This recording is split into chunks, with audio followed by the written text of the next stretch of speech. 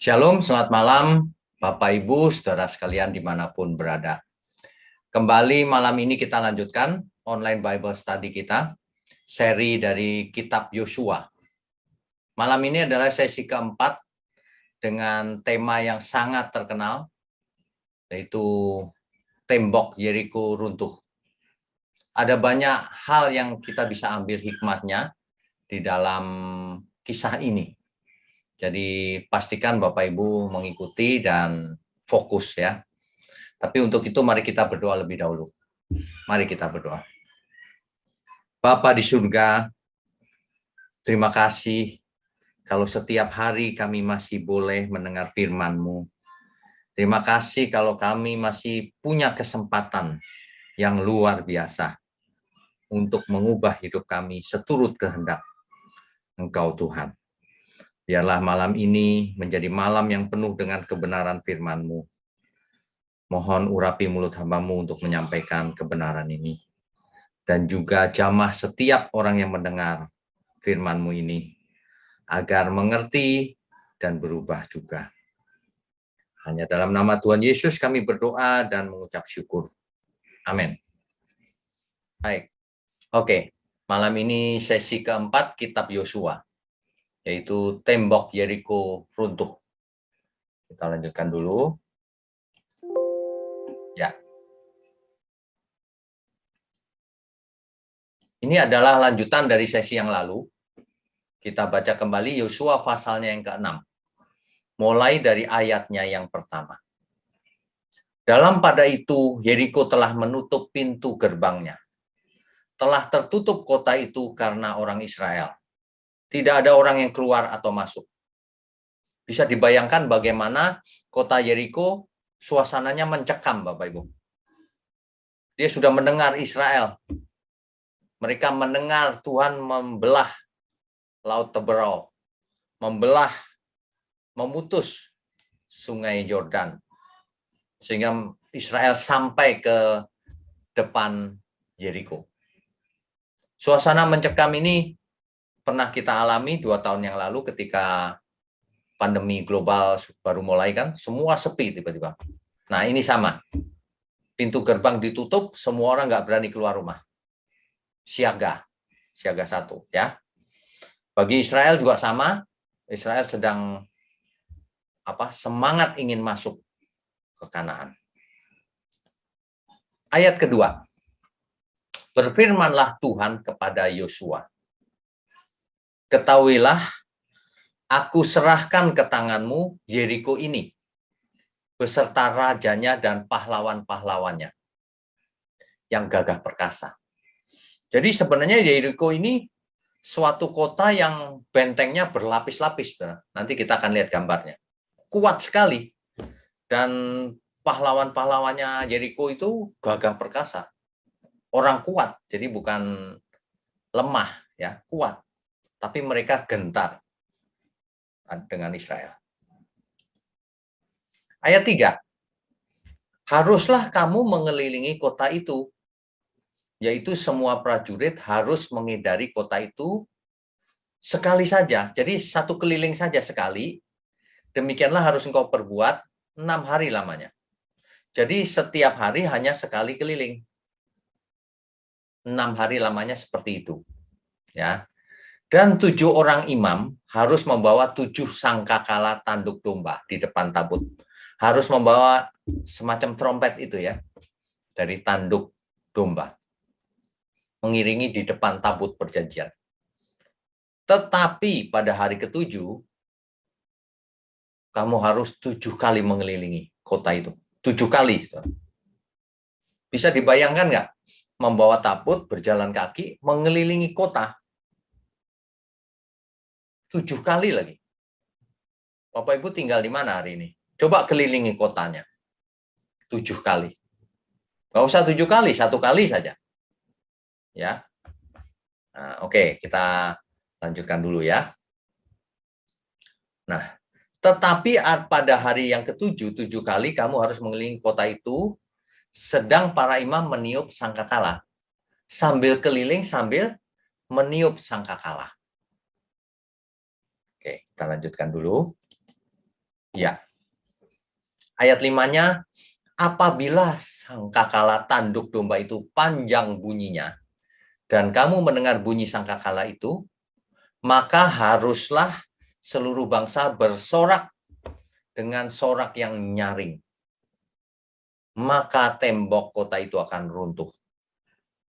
Lalu bangsa itu harus memanjatnya, masing-masing langsung ke depan.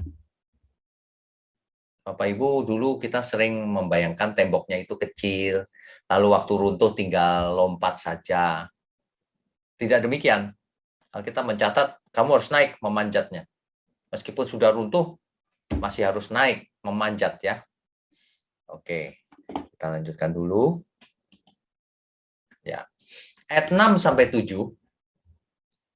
Kemudian Yosua setelah menerima firman Tuhan, Yosua bin Nun memanggil para imam dan berkata kepada mereka, angkatlah tabut perjanjian itu, dan 7 orang imam harus membawa 7 sangkakala tanduk domba di depan tabut Tuhan. Jadi para imam, 7 imam memegang trompet tanduk itu, sangkakala, meniup sambil keliling. Di belakangnya ada tabut perjanjian, di belakangnya lagi seluruh rakyat ikut. Dan kepada bangsa itu dikatakannya, majulah, kelilingilah kota itu, dan orang-orang bersenjata harus berjalan di depannya tabut Tuhan. Itulah perintah Yosua kepada para imam dan pemegang senjata dan semua. Ya. Oke, kita lanjutkan dulu. Ya. Ayat 8-9. Segera sesudah Yosua berkata kepada bangsa itu, maka berjalanlah maju ke-7 orang imam yang membawa ke-7 sangkakala tanduk domba itu di hadapan Tuhan. Lalu mereka meniup sangkakala, sedang tabut perjanjian Tuhan mengikuti mereka. Begitu ya.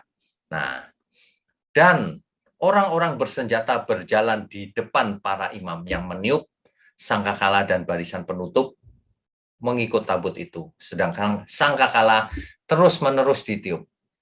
Jadi paling depan orang-orang yang pegang senjata.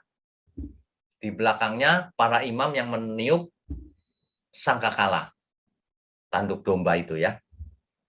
Di belakangnya para imam, tabut perjanjian yang diangkut oleh para imam juga. Di belakangnya lagi barulah seluruh bangsa ikut. Ya. Oke. Ya. Ayat 10-11. Tetapi Yosua telah memerintahkan kepada bangsa itu demikian.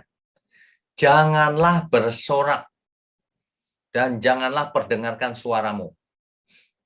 Artinya apa? Artinya bangsa Israel ini mengelilingi tembok Yeriko, kota Yeriko dengan sunyi senyap. Tidak ada suara. Ya. Sepatah kata pun janganlah keluar dari mulutmu. Hanya trompet saja. Sampai pada hari aku mengatakan kepadamu, bersoraklah. Sampai hari ke-7. Ya. Hari ke-7 dikatakan bersorak, bersorak mereka. Tapi sebelum itu mereka tidak boleh keluar suara apapun dari mulutnya. Demikianlah tabut Tuhan mengelilingi kota itu. Mengedarinya sekali saja dalam satu hari, yaitu hari pertama sampai hari ke-6. Kemudian kembalilah mereka ke tempat perkemahan dan bermalam di tempat perkemahan itu. Jadi mereka keliling kota Yeriko sekali, balik ke perkemahan, bermalam. Besoknya keliling lagi hari kedua, lalu kembali ke perkemahan, istirahat malam lagi. Terus begitu. Sampai hari ke-7. Barulah hari ke-7 perlakuannya berbeda. Ya. Oke. Jadi dari ayat 12-16 itu, kalau kita baca, setiap hari para imam membawa tabut perjanjian mengelilingi 1 kali tembok kota Yeriko. 7 imam meniup sangkakala sambil berjalan, lalu kembali ke perkemahan. Ini sudah kita bahas tadi ya. Nah, ayat 15-nya. Tetapi pada hari yang ke-7, mereka bangun pagi-pagi. Ketika fajar menyingsing dan mengelilingi kota 7 kali dengan cara yang sama. Hanya pada hari itu mereka mengelilingi kota itu 7 kali, itu bedanya. Ya, jadi pada hari ke-7 kelilingnya 7 kali. Pada hari pertama sampai ke-6 hanya keliling 1 kali. Lalu ayat 16-nya, pada ke-7 kalinya, ketika para imam meniup sangkakala, berkatalah Yosua kepada bangsa itu, bersoraklah sebab Tuhan telah menyerahkan kota ini kepadamu. Apa yang terjadi? Ya, ini ayat 17 sampai 19. Dan kota itu dengan segala isinya akan dikhususkan bagi Tuhan. Maksudnya, kota itu dengan seluruh isinya, baik manusianya maupun emas, perhiasannya, dan kambing domba, dan semuanya, itu harus dipersembahkan kepada Tuhan. Sudah diperingatkan ini. Untuk dimusnahkan. Nggak boleh diambil. Ya. Hanya hanya Rahab maksud saya. Perempuan sundal itu akan tetap hidup. Ia dengan orang-orang yang bersama-sama dengan dia dalam rumah itu. Karena ia telah menyembunyikan orang suruhan yang kita suruh. Jadi kalau Bapak Ibu saudara ingat pertemuan kita yang lalu, Rahab menolong mata-mata Israel, menyembunyikannya, dan menurunkannya lewat tembok kota, sehingga mata-mata itu selamat. Sudah kita bahas ya. Nah, oleh sebab itu, ketika Israel merobohkan tembok Yeriko, menyerang ke dalam, memusnahkan segala yang ada, Rahab harus diselamatkan, beserta semua orang di rumahnya. Itulah janji kedua mata-mata itu. Sudah kita bahas di sesi yang lalu ya. Tetapi kamu ini, jagalah dirimu terhadap barang-barang yang dikhususkan untuk dimusnahkan. Jaga, jangan korupsi, jangan diambil, gitu maksudnya. Supaya jangan kamu mengambil sesuatu dari barang-barang yang dikhususkan itu. Setelah mengkhususkannya dan dengan demikian membawa kemusnahan atas perkemahan orang Israel dan mencelakakannya. Kalau kamu ambil, kamu langgar perintah Tuhan, larangan Tuhan, kamu mencelakakan Israel. Ya. Nah, ayat 19-nya, segala emas dan perak serta barang-barang tembaga dan besi adalah kudus bagi Tuhan. Maksudnya apa? Maksudnya semua itu untuk Tuhan. Semuanya itu akan dimasukkan ke dalam perbendaharaan Tuhan. Nggak boleh diambil ya, sudah diperingatkan. Oke, kita lanjutkan dulu. Ya. Lalu bersoraklah bangsa itu, sedang sangkakala ditiup. Segera sesudah bangsa itu mendengar bunyi sangkakala, bersoraklah mereka dengan sorak yang nyaring. Maka runtuhlah tembok itu. Lalu mereka memanjat masuk ke dalam kota masing-masing, langsung ke depan dan merebut kota itu. Di sebelah kanan ini ada lukisan, temboknya yang besar itu runtuh, saudara.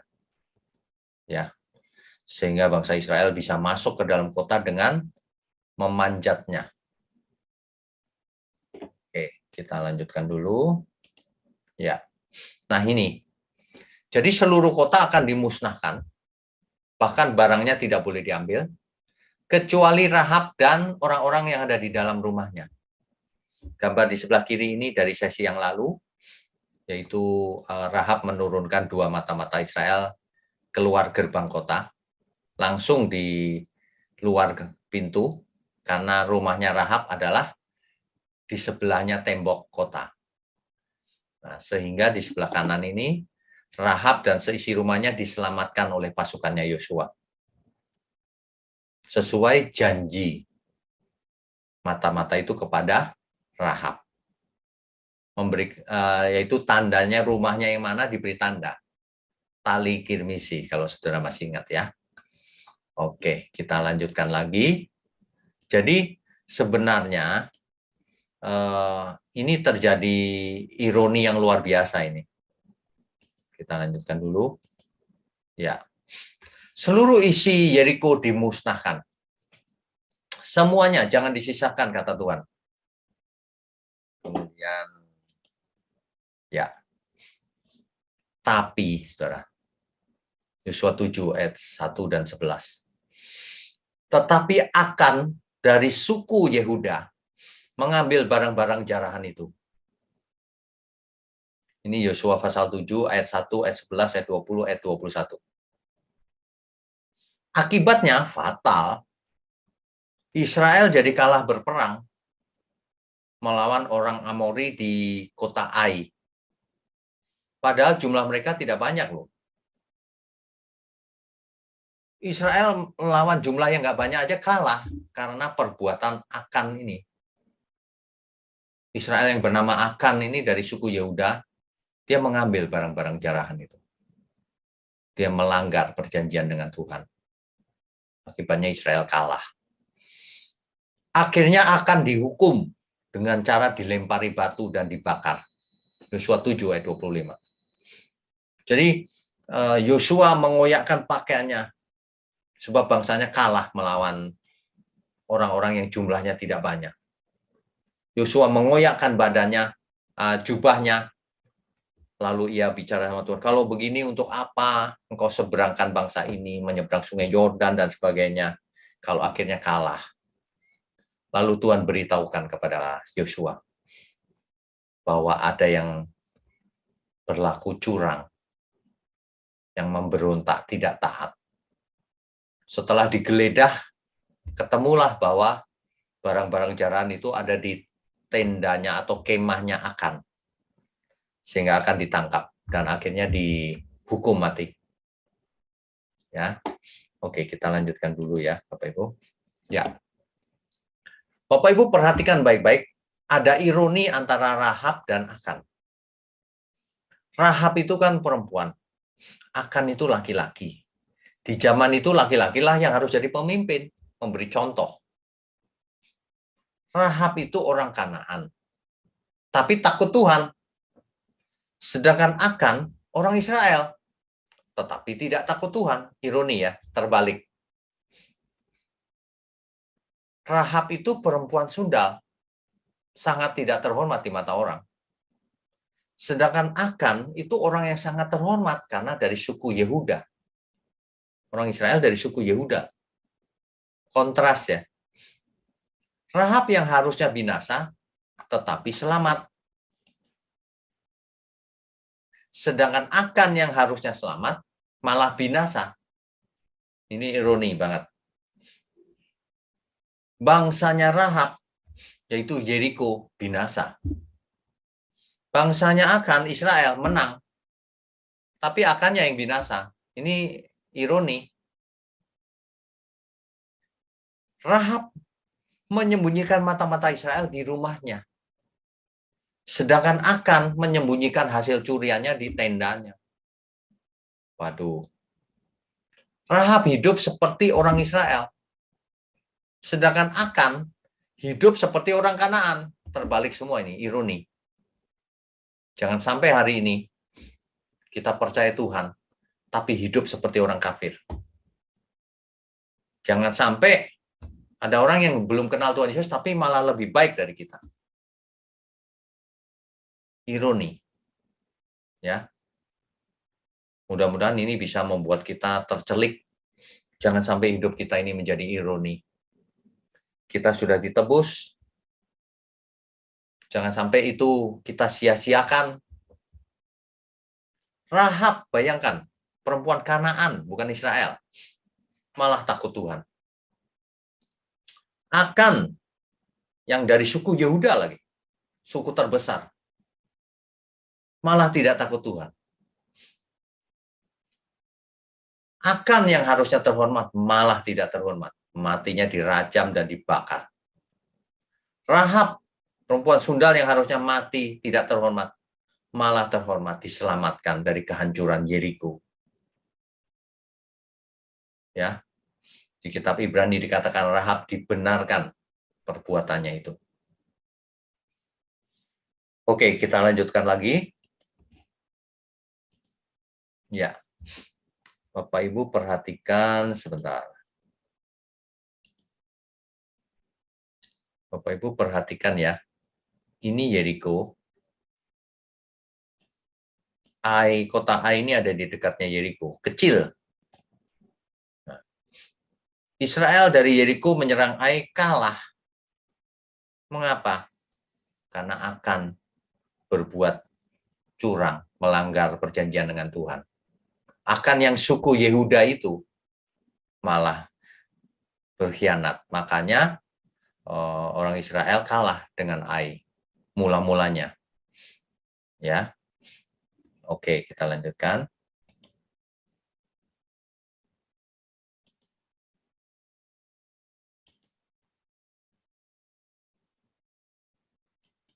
Ya. Di perjanjian baru, nama Yeriko ini lumayan terkenal, Saudara. Yesus menyembuhkan dua orang buta di mana? Pas di luarnya Yeriko, di sekitar Yeriko. Matius 20 ayat 29 sampai 34. Coba kita baca ya. Matius pasalnya yang ke-20.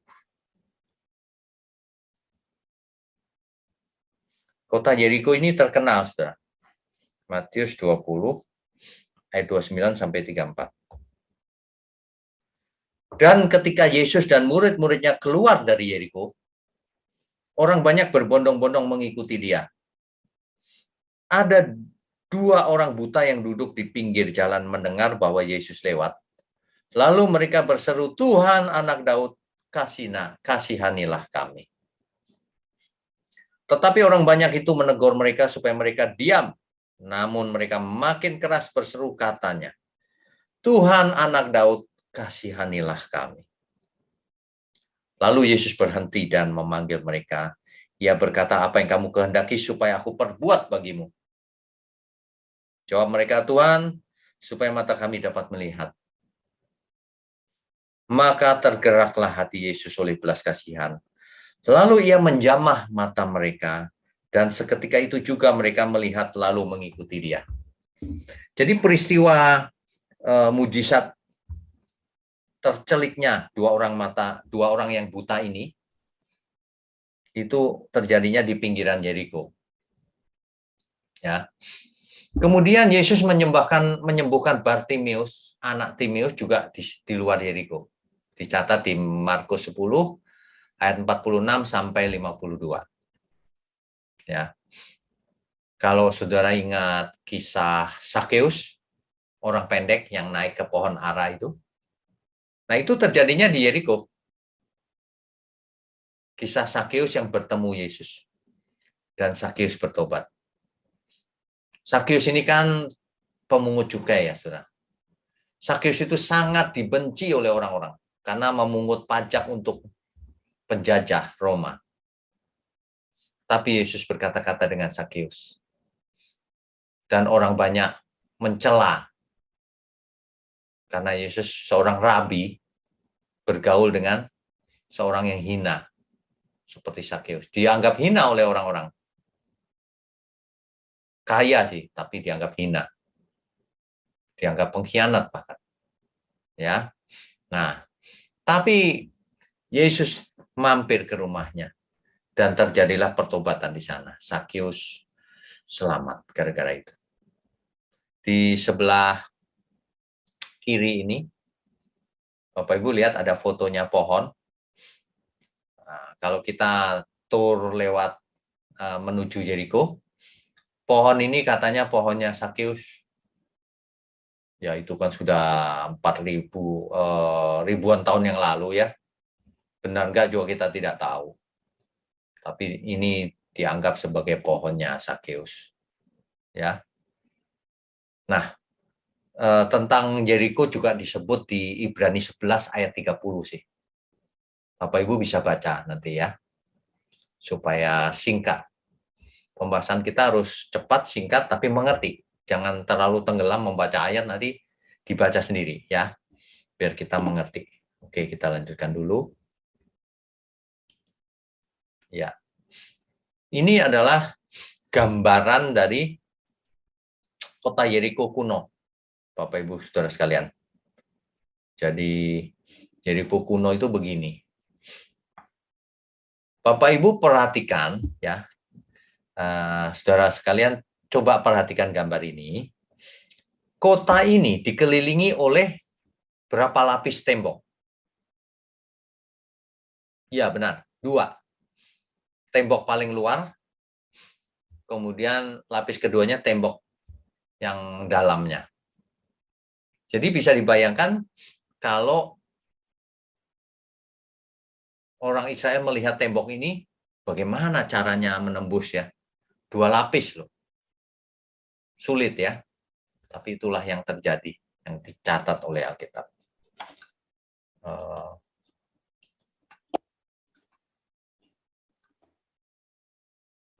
Kursornya. Oh ini, oke. Nah ini Bapak Ibu.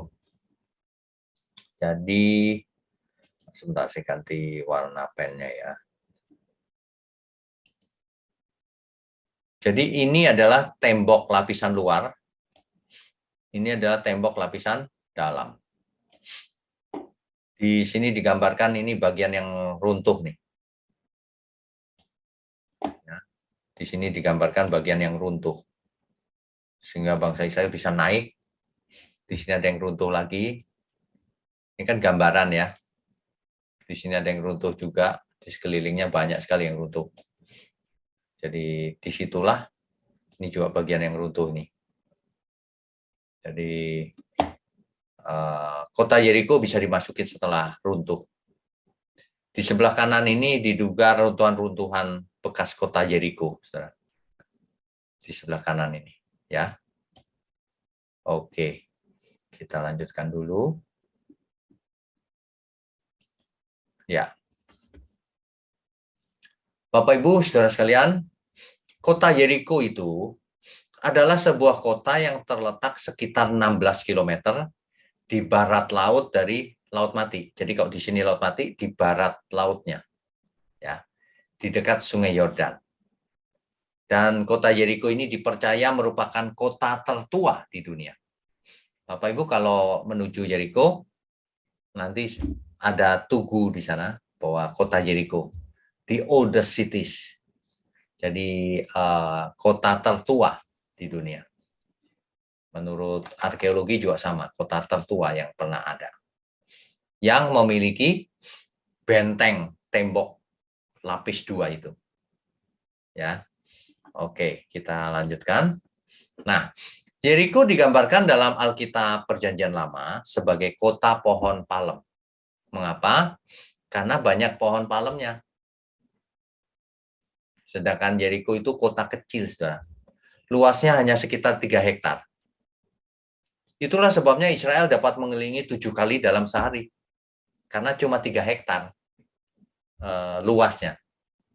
Kalau luasnya seperti kota Jakarta ya nggak selesai.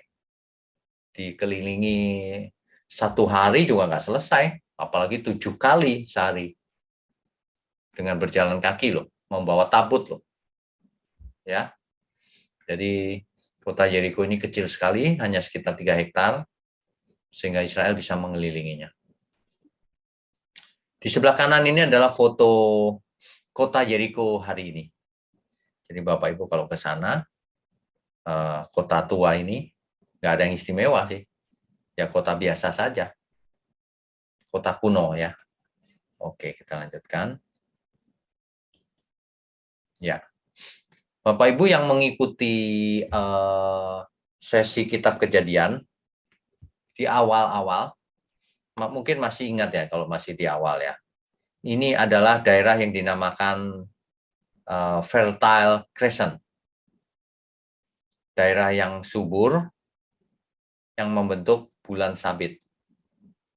Ini nih, ya. Jadi di gambar hijau warnanya karena subur. Sampai ke sebelah kiri ini adalah Sungai Nil. Ini Sungai Nil, ya. Makanya subur daerahnya. Nah, Yeriko itu ada di mana ya? Ini dia Yeriko. Yeriko terletak di Fertile Crescent, terletak di daerah bulan sabit yang subur, itu kota Yeriko. Ya, perhatikan tuh kota Yeriko, adanya di situ.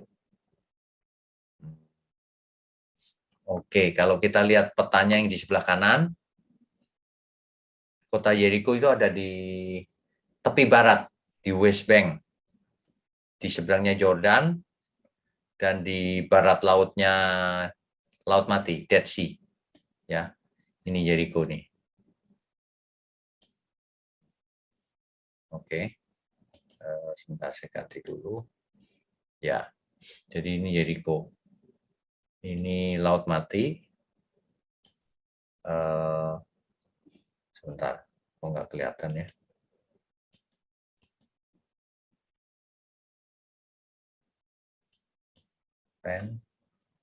Ini dia. Jadi itu Yeriko, dekat di situ ada Yerusalem, setelah itu Bethlehem, ya, dan seterusnya. Ya, ini adalah peta Yeriko zaman sekarang. Adanya di tepi barat. Ya, oke, kita lanjutkan dulu. Ya, ini adalah foto dari atas kota Yeriko. Kita lanjutkan dulu. Rabu depan kita akan bicara sesuatu yang aneh. Matahari dan bulan pernah berhenti di zamannya Yosua. Bagaimana ini? Kalau dipandang dari ilmu pengetahuan. Agak aneh ya. Nanti kita akan bahas di Rabu mendatang. Tapi sekarang kita bisa ambil kesimpulan daripada apa yang sudah kita bahas malam ini. Yeriko. Suatu kota yang kecil, tapi penduduknya jahat. Praktek-praktek kejahatan banyak di sana. Itu sebabnya Tuhan memerintahkan Israel untuk membinasakannya. Diambil alih, harus dibinasakan. Seluruh isinya, bahkan kambing dombanya juga. Bahkan emas dan sebagainya nggak boleh diambil. Ya, semua harus ditaruh di perbendaharaan Tuhan. Itulah sebabnya Israel melihat itu tembok yang begitu lapis dua dan tinggi,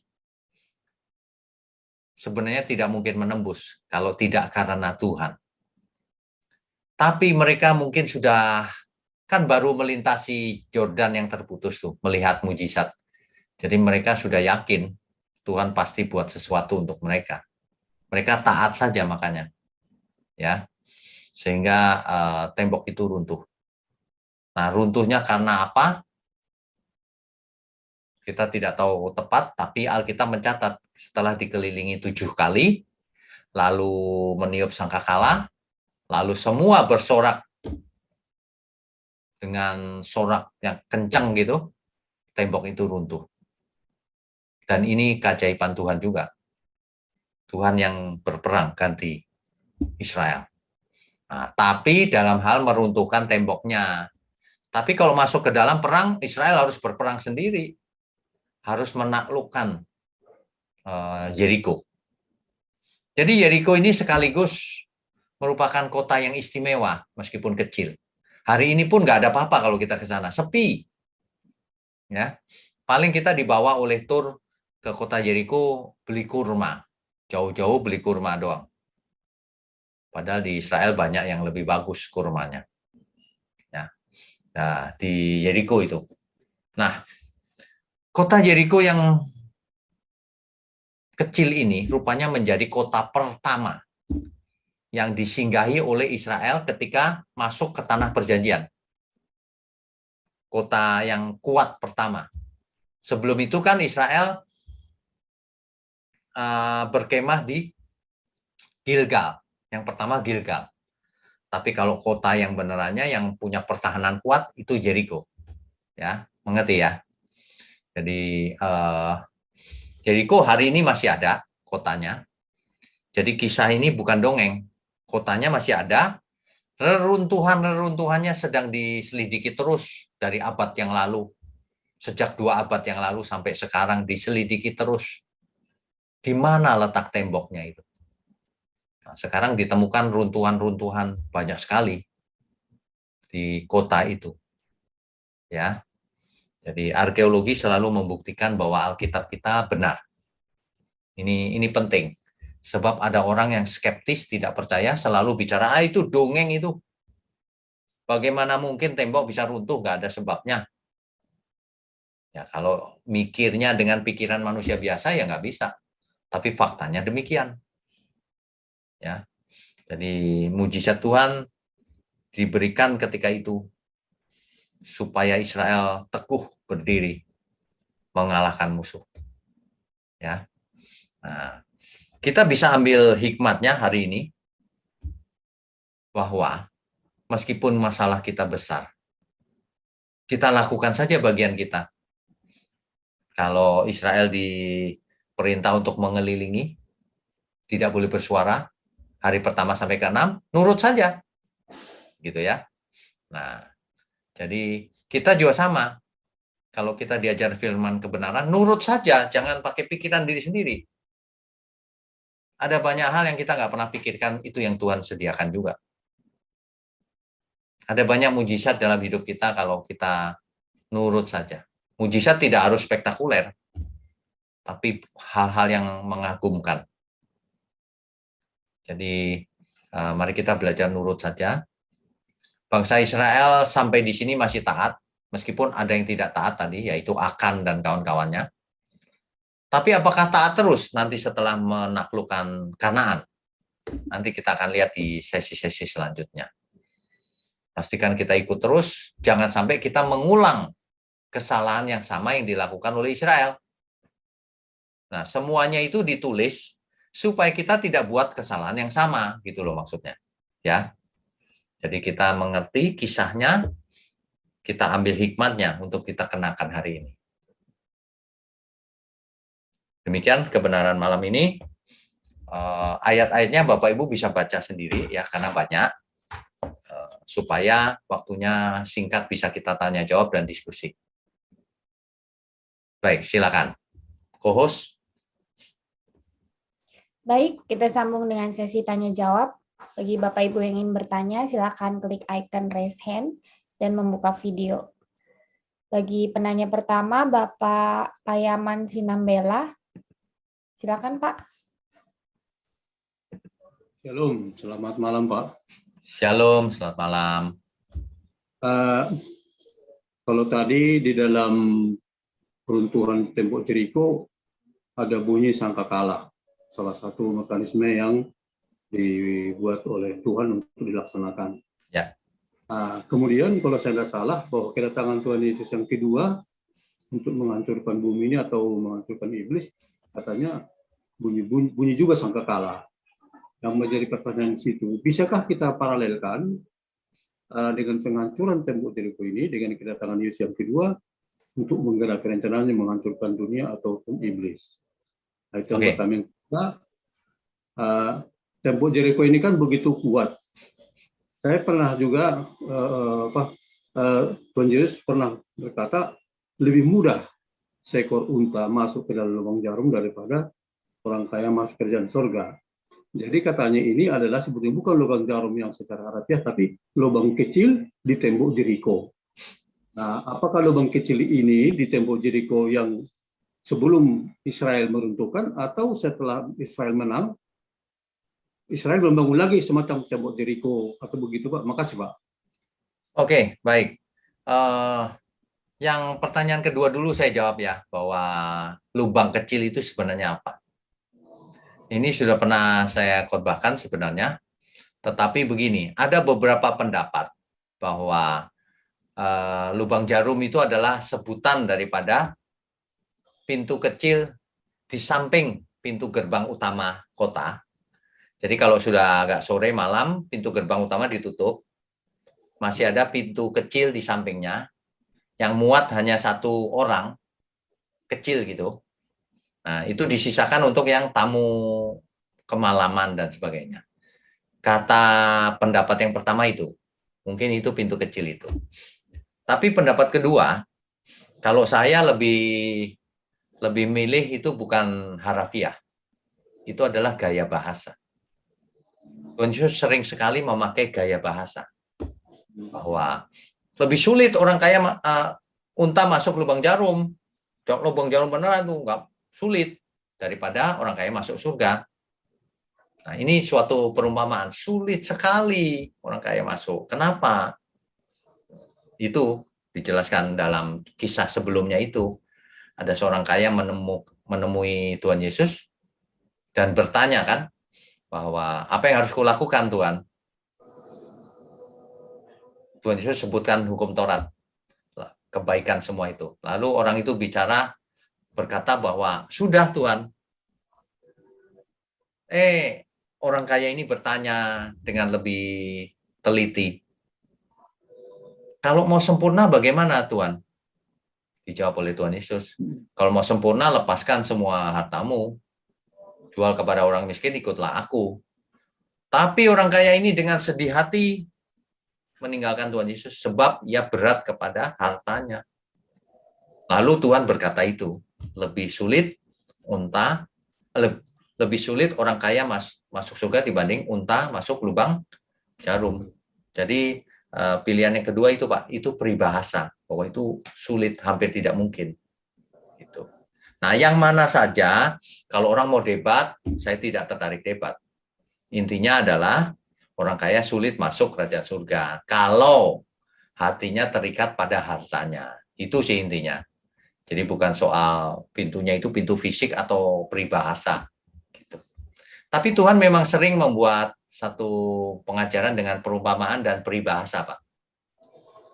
Memang sering juga itu. Jadi nggak ada masalah sih. Ya. Pertanyaan yang pertama apa ya, Pak? Maaf, saya lupa tadi. Yang pertama, bahwa dalam peruntuhan tembok Jeriko bunyi sangkakala. Ada suatu mekanisme. Oh iya, soal paralel ya, Pak. Ya, baik. Kalau mau diparalelkan, ya bisa-bisa saja sih. Tetapi tidak perlu diparalelkan seharusnya. Kalau diparalelkan mungkin bisa saja, sebab bunyi sangkakala itu menjadi lambang bahwa tindakan Tuhan yang terakhir datang. Gitu. Bisa saja, nggak masalah. Tapi intinya yang benar adalah memang di kedatangan Tuhan Yesus itu nanti bunyi sangkakala. Betul. Jadi bisa juga diparalelkan, bisa. Begitu, Pak Yaman? Ya, makasih banyak, Pak. Ya, Tuhan berkati, Pak. Oke. Belum ada lagi, Pak. Belum ada lagi?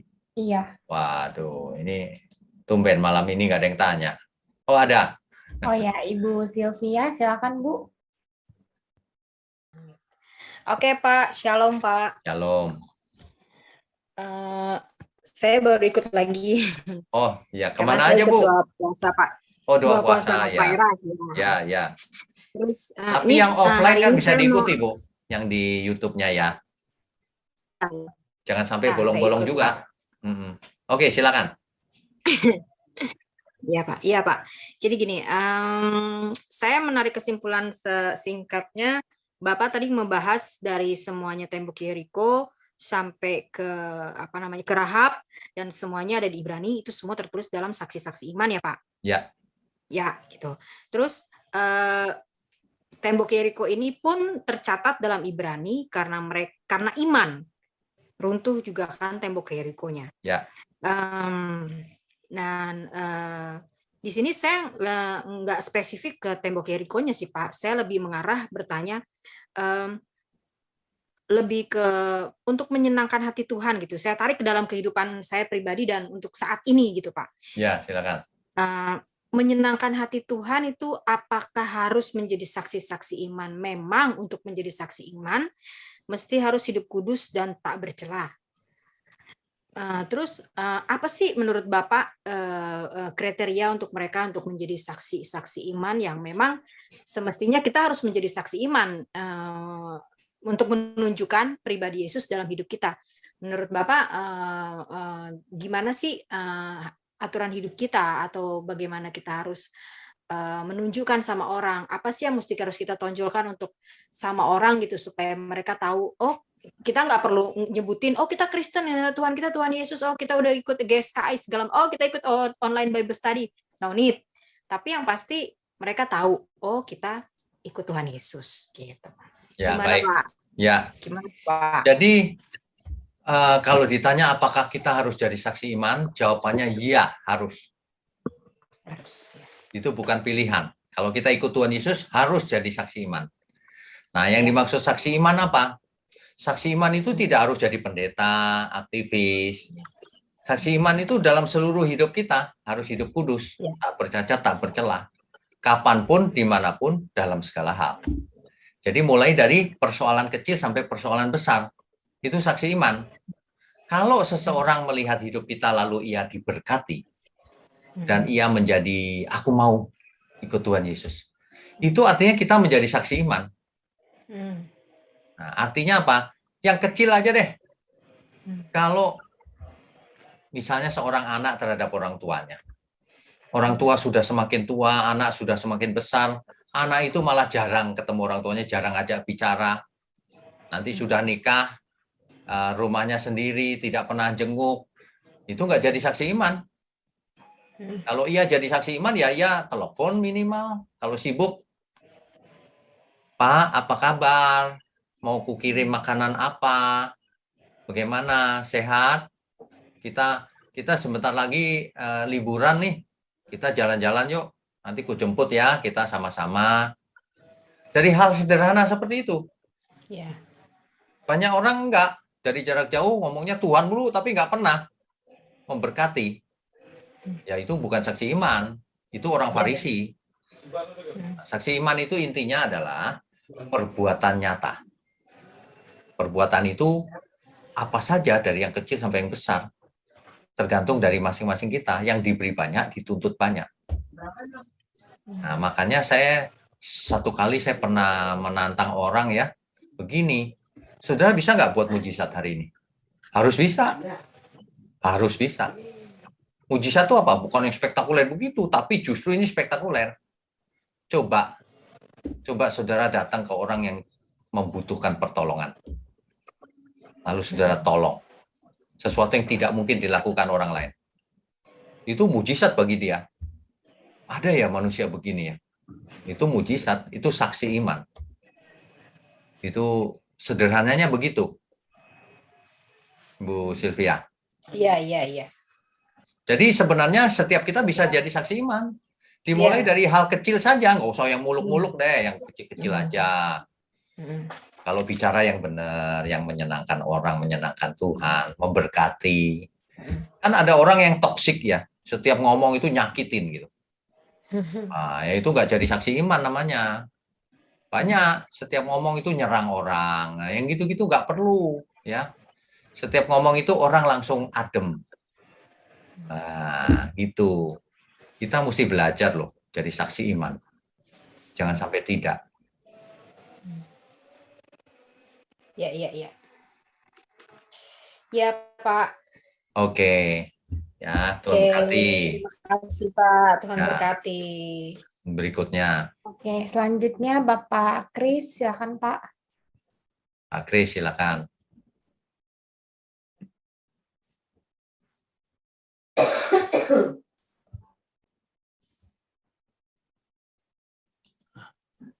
Ya, shalom Pak. Shalom. Pak, Jericho ini apa ya Pak? Apa areanya ke timur ke arah Yordania sana atau masih area Israel ya Pak ya sekarang?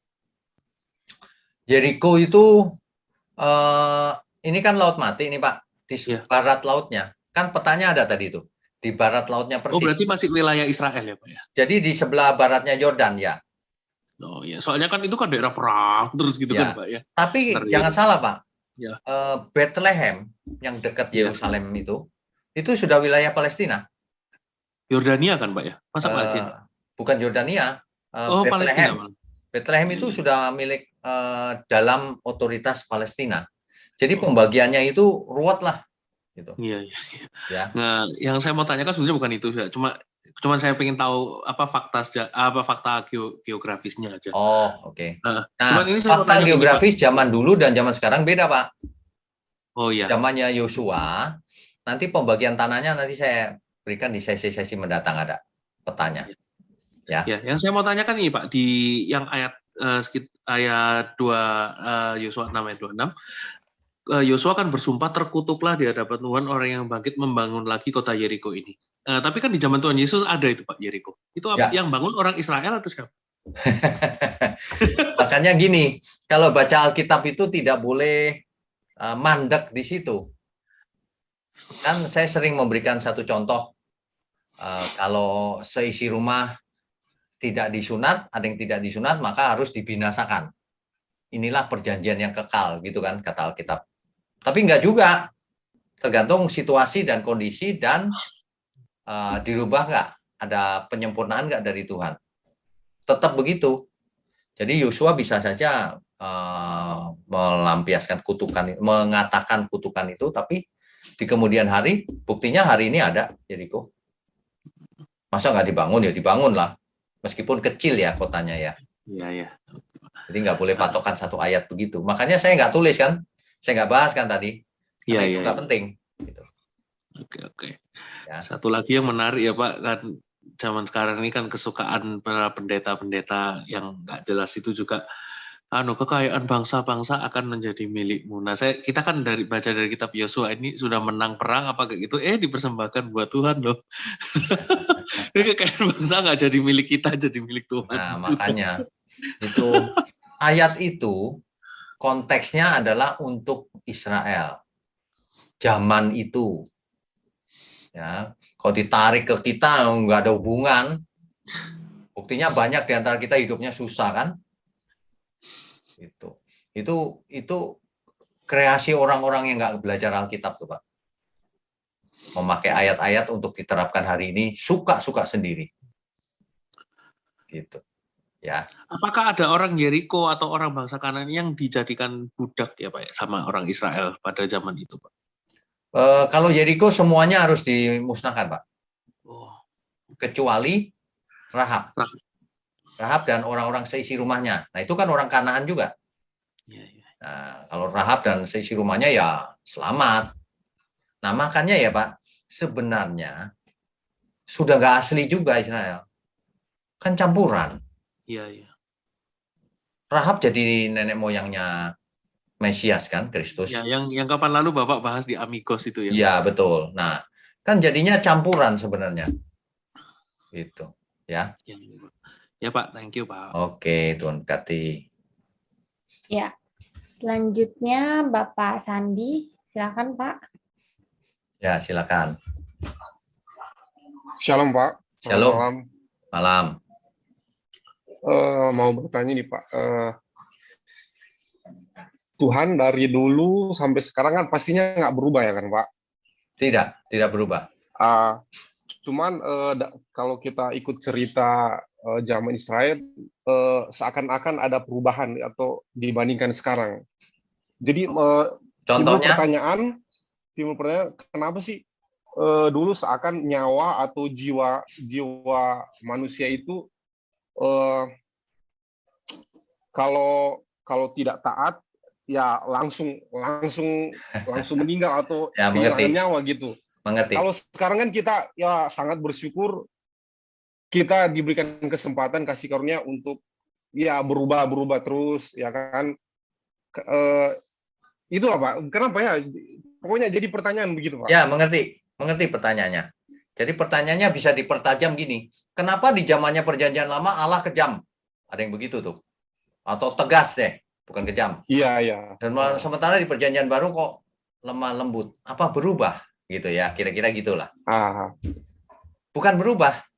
Allah itu dari dulu, sekarang, sampai selama-lamanya tetap. Kodratnya adalah kasih. Ya. Kenapa dulu berbeda dengan sekarang? Ya pasti berbeda. Emangnya terus-terusan begitu Tuhan? Kan enggak. Saya mau kasih ilustrasi gini. Ketika kita masih bayi, orang tua kita gendong kita, bukan? Kita ngompol pun nggak diapa-apain kan? Coba ketika kita umur 15 tahun, masih digendong nggak kira-kira? Kan sudah tidak. Apalagi ngompolin orang tua, ditampar orang tua nanti. Nah, jadi orang tua berubah. Bukan. Naturnya nggak berubah. Tindakannya berubah sesuai dengan kebutuhan. Gitu loh. Ya. Okay. Bahkan Allah itu mengasihi sebenarnya. Cuma kalau manusianya bandel terus, di zaman perjanjian baru pun pernah. Ananias Safira langsung mati. Langsung. Jadi ada juga yang Iya, iya, dibunuh iya. langsung. Ya Iya, kan? iya. Ya, Jadi betul, betul. enggak berubah. Itu berubah itu karena Oh, kondisi, konteksnya beda. Tindakannya bisa iya. berubah, tapi kodratnya enggak. Oke, oke. Iya, Jelas Pak. ya? Iya, Pak. Ya. Oke. Soalnya kan itu juga kan mereka diajarkan Taurat ya, jangan membunuh gitu. Betul. Bagaimana hati nurani mereka saat disuruh Tuhan ya sudah berperang gitu loh. Kan mereka harus membunuh gitu. Ya, jadi begini. Taurat itu dilarang membunuh itu.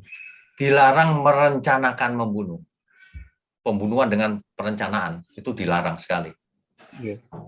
Kan jadi pertanyaan Pak, apakah Sebentar, jangan membunuh itu hanya sebentar, di kitab Taurat ada hukum bahwa kalau orang sengaja tidak membunuh, tidak sengaja membunuh seseorang, maka dia nggak dihukum mati. Dia dipergi ke kota perlindungan namanya. Nah, jadi membunuh pun macam-macam. Ada yang membunuh tidak sengaja, ada yang membela diri. Tapi kalau orang jahat membunuh, wah itu dia langsung dihukum mati itu hari itu. Jadi beda.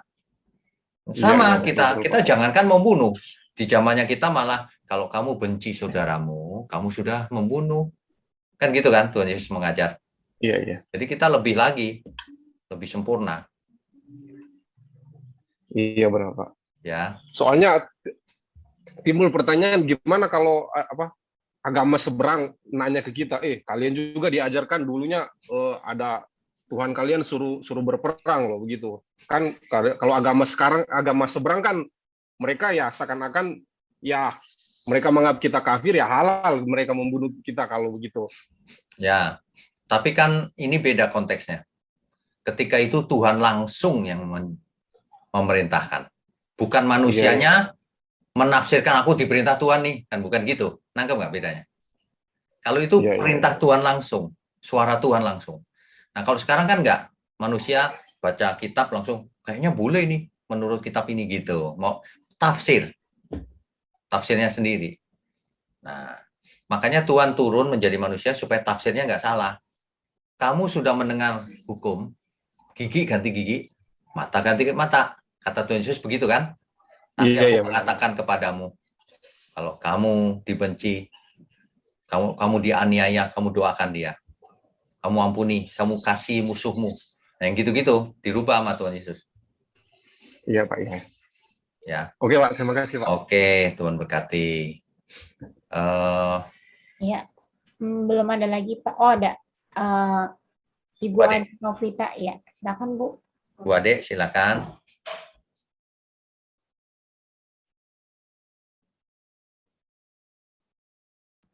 Bisa di-unmute, Bu.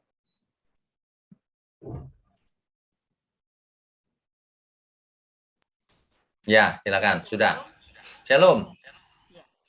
Pak, saya mau menanyakan, maaf kalau tadi Bapak sudah menjelaskan, tapi saya enggak. Ya. Itu mengelilingi tembok Yeriko-nya itu hari yang pertama satu kali, kemudian di hari ke-7 itu 7 kali. Apakah itu ada maknanya ya, Pak? Di Alkitab tidak dikisahkan atau diceritakan itu ada maknanya atau tidak. Jadi itu hanya perintah Tuhan. Pokoknya taat saja gitu. Jadi nggak mengandung makna apa-apa. Cuma kalau angka 7 di Alkitab itu artinya sempurna. Sempurna, lengkap, sudah finish gitu. Itu arti angka 7. Makanya di hari ke-7 rubuhnya itu. Gitu. Begitu, Bu.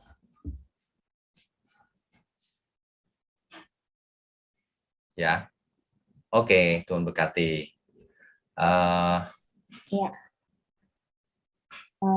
Ya, selanjutnya Ibu Abigail May. Silakan, Bu.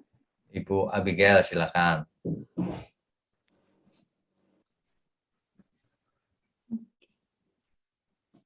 Ya, selamat malam, Pak. Selamat malam. Saya mau menanyakan mengenai hubungannya dengan akan. Ya.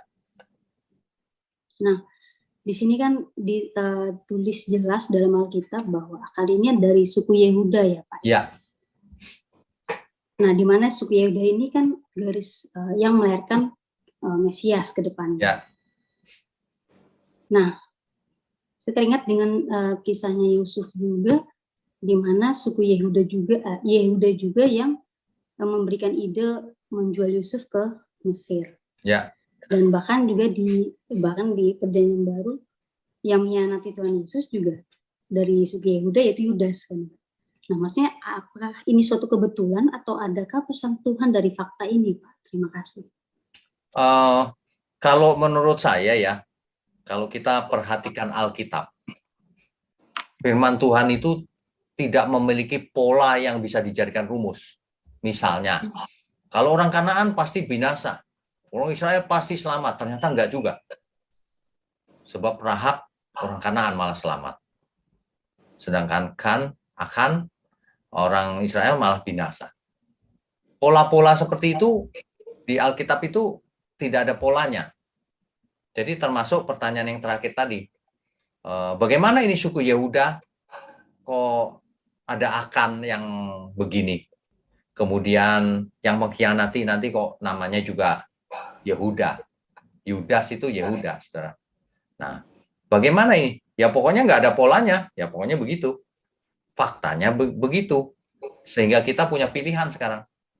Kalau kita dianggap kafir, kafir yang bagaimana? Kan Rahab dianggap kafir. Kafir yang melakukan kebenaran, yang beriman, akhirnya selamat malahan. Percuma Israel asli kalau binasa. Nah, makanya Tuhan Yesus berkata di Perjanjian Baru bahwa Israel sejati adalah yang melakukan kehendak Bapakku. Bukan yang keturunan Abraham itu yang melakukan kehendak Bapakku, bukan yang secara genetik. Jadi kalau kita mencari pola-polanya itu nggak ketemu nanti. Karena Tuhan bisa pakai pelacur, bisa pakai siapa saja yang bertobat tapi. Gitu. Jadi sebaiknya kita tidak main pola-polaan gitu. Saya pernah memperhatikan ada polanya nggak ya? Nggak ternyata. Justru itu menjadi berkat buat kita. Siapapun kita, kan kita bukan suku Yehuda. Siapapun kita, kalau kita bertobat melakukan kehendak Bapa, itulah Israel sejati di mata Tuhan. Gitu. Iya, Pak. Ya. Terima kasih, Pak. Oke, Tuhan berkati. Tuhan berkati. Berikutnya. Selanjutnya Bapak Yurianto. Silakan, Pak. Ya, silakan. Salam Pak, selamat malam Pak. Selamat malam. Oke, saya mau bertanya Pak, soal tembok Yeriko, runtuhnya tembok Yeriko itu apakah ada hubungannya dengan mujizat pujian penyembahan Pak? Oke, jadi bangsa Israel diperintah meniup sangkakala, kemudian bangsa Israel bersorak nyaring di hari ke-7, baru tembok itu runtuh. Nah, bagaimana supaya kok bisa demikian? Bukan setiap kita keliling lalu bersorak pasti tembok runtuh, bukan. Karena itu adalah perintah Tuhan sendiri. Jadi yang meruntuhkan adalah Tuhan, bukan karena nyanyian mereka, bukan. Bukan karena pujian sembah mereka, bukan. Karena mereka taat, maka Tuhan rubuhkan tembok itu. Sama seperti laut Tebero yang terbelah, bukan karena nyanyian pujian, kuasa Tuhan itu yang membelah. Tuhanlah yang merencanakan. Bukan kita yang minta ke Tuhan, bukan. Tuhan yang merencanakan. Tuhan yang, perhatikan, inisiatifnya datang dari Tuhan itu. Tuhan yang memberi perintah kan. Kamu begini, nanti rubuh temboknya. Nah, gitu loh. Jadi kita nggak boleh membuat rumusan, kalau gitu saya mau merobohkan tembok siapa misalnya. Dengan cara puji-pujian, enggak gitu juga. Kita ikuti saja firman Tuhan, apalagi yang paling penting, jangan dilupakan. Kalau mujizat itu bukan yang paling penting, yang paling penting itu bagaimana kita melakukan kehendak Bapa, menjadi anak Allah, mengenakan kodrat ilahi, hidup kudus, tak bercacat, tak bercela, menjadi saksi iman. Itu yang utama yang itu. Ya. Tapi kan Pak, di dalam kehidupan kita ya Pak, kalau kita aplikasikan ya sesuai cerita tembok Yeriko ini ya Pak, tembok Yeriko itu kan bisa dilambangkan sebagai pemisah ya Pak.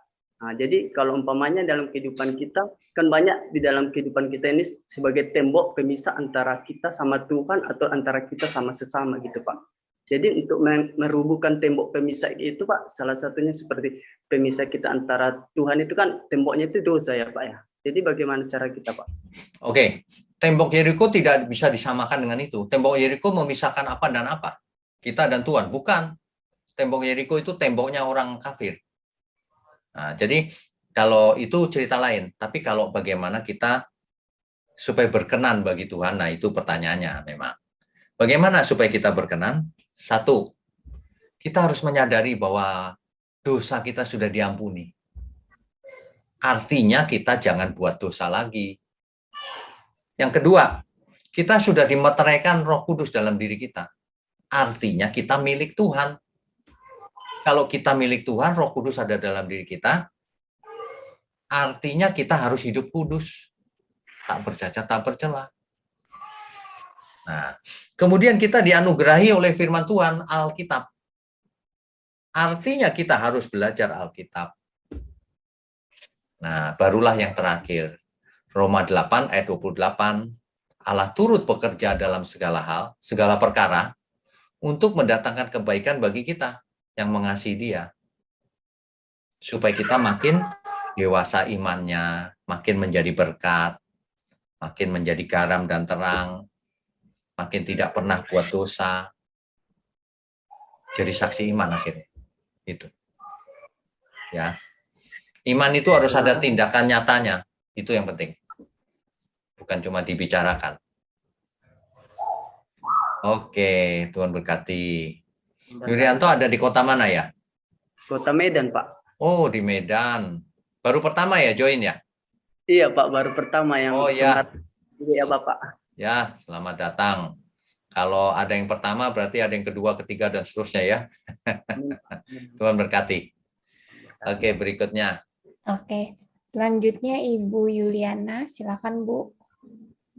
Ibu Yuliana. Shalom Pak Wignyo. Shalom. Ya, masih berkaitan dengan pertanyaan Pak Yurianto tadi tentang bagaimana kuasa dalam puji-pujian sehingga Tuhan melakukan mujizat begitu Pak. Ya. Bagaimana kaitannya dengan Mazmur 22 ayat 4 Pak? Firman Tuhan bilang padahal engkaulah yang kudus yang bersemayam di atas puji-pujian orang Israel. Bagaimana menurut Bapak dengan mujizat yang terjadi keruntuhan tembok Yeriko? Memang betul itu inisiatif Tuhan, tapi Tuhan itu ingin dia begitu hadir ketika orang-orang Israel itu memuji Tuhan begitu. Kaitannya dengan Mazmur 22 ayat 4, bagaimana menurut Pak Wignyo? Terima kasih Pak Wignyo. Ya, oke Bu. Jadi kalau kita membaca ayat ini, padahal engkaulah yang kudus yang bersemayam di atas puji-pujian orang Israel. Ini tidak boleh diartikan secara harafiah. Banyak orang membayangkan gitu, kita memuji Tuhan, suara kita mengalir, lalu Tuhan ada di suara kita itu. Bukan. Ini artinya Tuhan berkenan atas puji-pujian kita. Senang. Itu artinya itu. Jadi dalam hal Yeriko, Tuhan senang dengan caranya Israel melakukan kehendak Tuhan. Perintahnya itu dilakukan gitu. Nah, dalam hal ini kalau hari ini aplikasinya buat hidup kita, seluruh hidup kita ini puji-pujian, bukan hanya mulut kita. Kalau mulut kita memuji tapi tindakan nyatanya setiap harinya nggak benar, ya percuma juga. Jadi pujian kita itu seluruh hidup kita, termasuk suara kita dalam memuji Tuhan. Nah, barulah Tuhan berkenan. Bersemayam di atas puji-pujian itu maksudnya berkenan. Tapi jangan diartikan puji-pujiannya cuma dari mulut. Seluruh hidup kita harus merupakan pujian bagi Tuhan. Begitu Bu, barulah itu sempurna. Terima kasih Pak Wignyo. Ya, Tuhan memberkati. Tuhan berkati. Belum ada lagi Pak. Oke, habis ya. Ya. Malam ini lumayan. Memang begini Bapak Ibu. Jadi kalau kalau kita belajar itu jangan tenggelam membaca terlalu lama. Pendek tapi pembahasannya yang banyak. Tanya jawabnya. itu lebih mengena. Sehingga Bapak Ibu tidak ada pertanyaan lagi. Jadi setiap sesi harus tuntas seluruh pertanyaan. Ya, oke, saya rasa malam ini cukup. Kita tundukkan kepala yuk. Mari kita berdoa. Bapa di surga, kami mengucap syukur atas semua yang kami bicarakan, yang kami pelajari pada malam ini. Kami percaya Tuhan sudah urapi kami semua dengan berkat-berkat yang dari Engkau, baik berkat jasmani maupun berkat rohani. Terima kasih Bapa untuk hikmat-hikmat yang kami dapatkan. Mohon berkati online Bible Study, gerejamu di tempat ini, channelmu di tempat ini, agar menjadi berkat bagi seluruh dunia, agar membukakan wawasan dan pikiran banyak orang, sehingga semakin banyak orang yang berkenan bagi Tuhan. Terima kasih Tuhan, kiranya kami mau sudahi pertemuan malam ini, kiranya Tuhan berkati kami, sehat, umur panjang, di dalam nama Bapa, Putra, dan Roh Kudus. Haleluya. Amin. Saudara sekalian, bicara soal kebenaran, setiap orang merasa benar. Makanya semua kecap dinomor satukan. Ada orang yang mengatakan saya paling benar, ini paling benar, itu paling benar.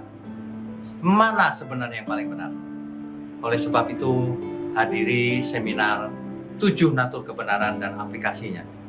Seminar ini wajib dihadiri oleh para teolog, apologet, pengkhotbah, bahkan oleh para jemaat sendiri, agar kita bisa membedakan manakah yang benar, manakah yang salah. Inilah alat uji kebenaran yang sangat objektif dan alkitabiah. Pastikan saudara ikut dan ajak seluruh saudara dan sahabat-sahabat. Bapak-bapak dan ibu-ibu yang terkasih dimanapun berada, yuk kita belajar pelajaran Alkitab bersama secara online setiap hari Rabu jam 7 malam bersama Pendeta Bapak Wignio Tanto secara online, bisa melalui Zoom. Tetapi kita harus mendaftarkan dulu ke nomor berikut ini. Selamat bergabung dan Tuhan Yesus memberkati.